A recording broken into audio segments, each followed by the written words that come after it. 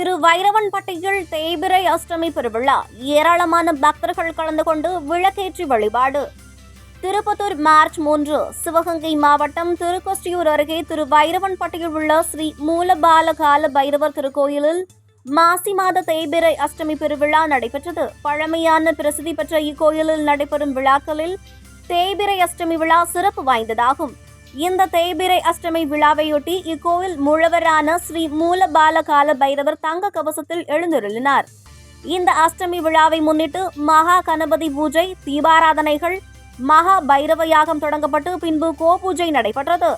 அதனைத் தொடர்ந்து சிவாச்சாரியார்கள் வேத மந்திரங்கள் முழங்க நெய், வஸ்திரம் மற்றும் புஷ்ப யாகத்தை தொடர்ந்து மகா பூர்ணகுதியும் பிரம்மாண்டமாக நடைபெற்று பின்பு யாகத்திற்கு தீபாராதனைகள் காட்டப்பட்டது. தொடர்ந்து யாகத்தில் வைக்கப்பட்ட புனித நீர் குடத்திற்கு அடுக்கு தீபம், பஞ்சமுக தீபம், கும்ப தீபம், நாக தீபம், ஒற்றை தீபம் மற்றும் கற்பூர தீபம் உட்பட பல்வேறு அலங்கார தீபாராதனைகள் நடைபெற்றது. இதில் தமிழகத்தின் பல்வேறு மாவட்டங்களிலிருந்து ஏராளமான பக்தர்கள் கலந்து கொண்டு சாம்பல் பூசணியில் விளக்கேற்றி பைரவரை தரிசனம் செய்தனர். விழாவில் பக்தர்களுக்கு அன்னதானம் வழங்கப்பட்டது.